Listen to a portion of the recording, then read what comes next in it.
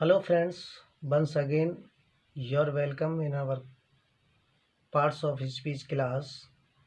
Today we are discussing about function of a noun in a sentence. अर्थात आज हम संज्ञा के कार्य के बारे में चर्चा करेंगे। एक वाक्य में संज्ञा जो है वो कितने प्रकार से कार्य करती है।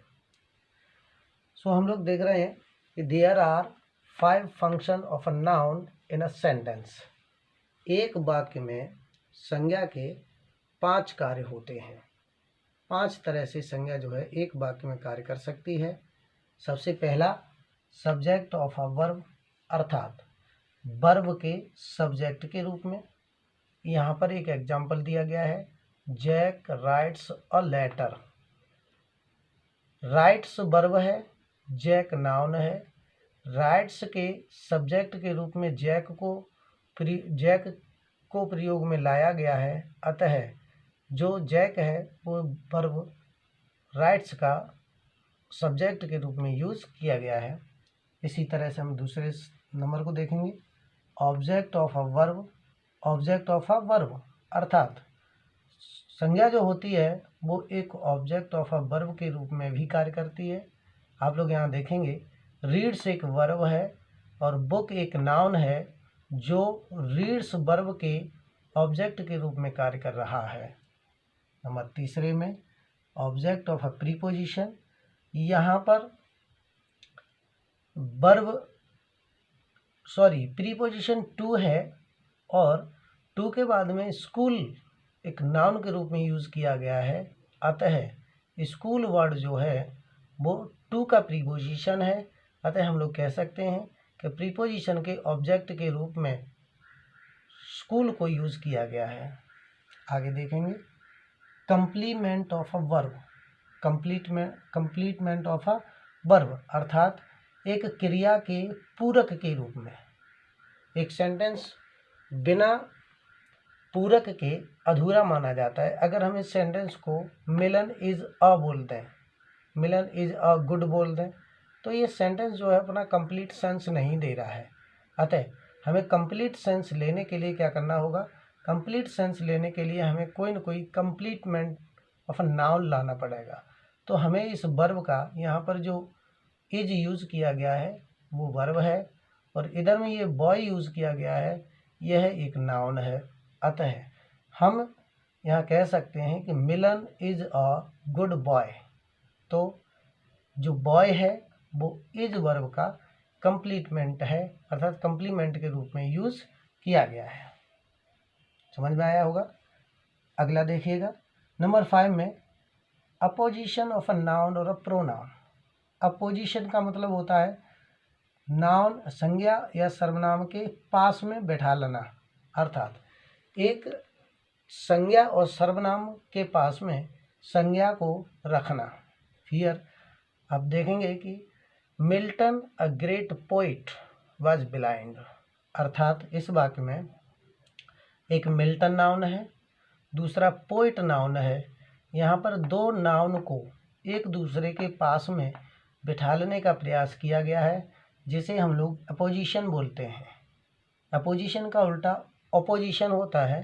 तो मिल्टन पोइट एक दूसरे के अपोजिशन में हैं, इसीलिए हम इन दोनों को कह सकते हैं कि ये दोनों जो हैं अपोजिशन ऑफ अ नाउन हैं, अर्थात एक नाउन को दूसरे नाउन के पास में रखना ही अपोजिशन ऑफ अ नाउन कहलाता है। अतः इसे वाक्य में नाउन एंड अपोजिशन के रूप में भी जानते हैं। इस प्रकार से हमने ये जाना कि फंक्शन ऑफ अ नाउन कितने होते हैं, अर्थात एक वाक्य में 5 फंक्शन ऑफ अ नाउन हो सकते हैं, या यूँ कह दें कि संज्ञा के 5 कार्य हो सकते हैं। अतः अब हम आगे चर्चा करेंगे नाउन एंड द नंबर, अर्थात संज्ञा और उसके वचन। तो संज्ञा और उसके वचन का मतलब क्या होता है, अर्थात संज्ञा जो होती है हमारी अंग्रेजी भाषा में संज्ञा के 2 वचन होते हैं। वचन को हम लोग नंबर कहते हैं। नंबर का मतलब संख्या, अर्थात यहाँ पर सिंगुलर नंबर, तो सिंगुलर नंबर का मतलब एक संज्ञा, और प्लूरल नंबर का मतलब होता है मोर देन वन संज्ञाएं।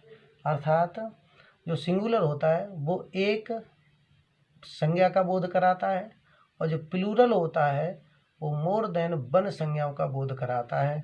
उसे हम लोग क्या कहते हैं? प्लूरल नंबर कहते हैं। Now we are talking about the changing singular noun into plural noun. अर्थात अब हम जानेंगे कि एक सिंगुलर नाउन को प्लूरल नाउन में कैसे बदलें। तो हमने यहाँ पे आप लोग देखेंगे डिफाइन किया है,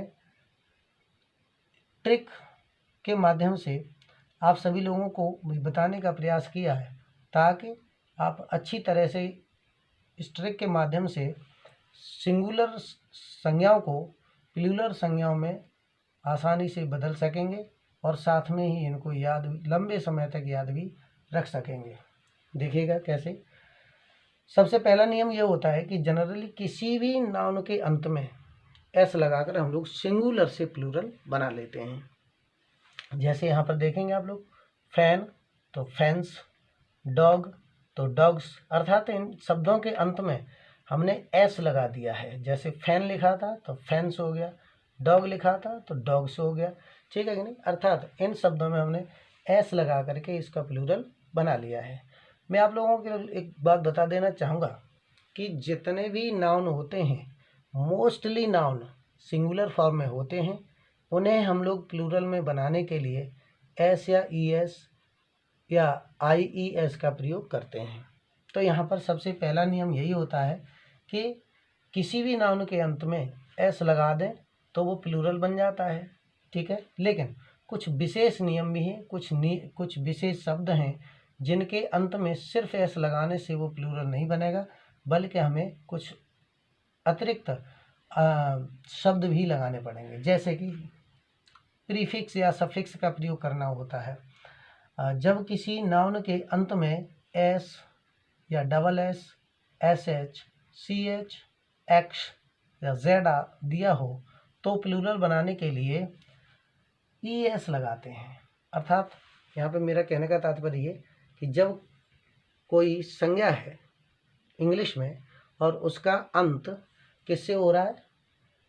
एस से हो रहा है, अर्थात उसके अंत में एस आया हुआ है, या डबल एस आया हुआ है, या एस एच आया हुआ है, या सी एच आया हुआ है, या एक्स आया हुआ है, या जेड आया हुआ है, तो उस केस में आप प्लूरल बनाने के लिए क्या करेंगे? ई एस लगा देंगे, ठीक है ना, और अपना प्लूरल बना लेंगे। जैसे कि देखिएगा एग्जाम्पल के तौर पर बस, बी यू एस बस, तो B U S E S लगा दिया, बसेस बन गया। गिलास तो ग्लासेस बन गया। B U S H bush तो बुशिश बन गया। वॉच तो वॉच बन गया। वॉक्स तो वॉक्सिस बन गया। क्विज तो क्विज बन गया। इस तरह से आप एक सिंगुलर नाउन को प्लूरल नाउन में चेंज कर लेंगे। एक ये ट्रिक आप याद कर लेंगे। दूसरा एक तरीका और है, यदि किसी नाउन के अंत में बाई दिया हो, यदि किसी नाउन के अंत में बाई दिया हो और बाई से पहले कॉन्सोनेंट आया हो, तो बाई को हटाकर आई ई एस जोड़कर प्लूरल बना लेते हैं। जैसे कि lady, L A D Y, lady. यहाँ पर देखिएगा बाई से पहले ये बाई दिया हुआ है, तो बाई से पहले क्या आया हुआ है? यहाँ पर कॉन्सोनेंट डी आया हुआ है। तो जब आपको याद रखना है कि जब बाई से पहले कोई कॉन्सोनेंट आएगा तो हम क्या करेंगे? तो हम आई ई एस लगा देंगे। और यदि कोई वॉवेल होगा तो फिर हम लोग आई ई एस न लगाकर बल्कि बाई के ही अंत में एस लगा करके प्लूरल बना देते हैं। यहाँ पे देखने का प्रयास करेंगे। पहले में कॉन्सोनेंट का है तो देखिएगा यहाँ पे L A D Y lady आया हुआ है, तो इधर लेडीज हो गया। पॉनी आया हुआ पी ओ एन बाई, तो पॉनीज हो गया। A R M Y army, तो आर्मीज हो गया। फिलाई एफ एल वाई, तो फिलाईज हो गया। ड्यूटी तो ड्यूटी का बन गया ड्यूटीज। इसी प्रकार से यहाँ पे देखने का प्रयास करेंगे कि जब बाई के पहले कोई वॉवेल दिया होता है तो हम क्या करते हैं?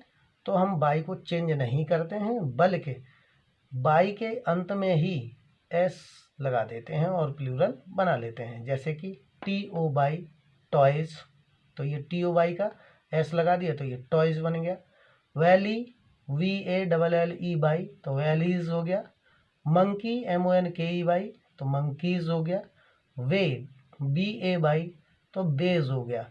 वेज का मतलब होता है खाड़ी, खाड़ियाँ अर्थात, तो खाड़ी से खाड़ियाँ बन गई। ठीक है ना। So thank you for watching my video.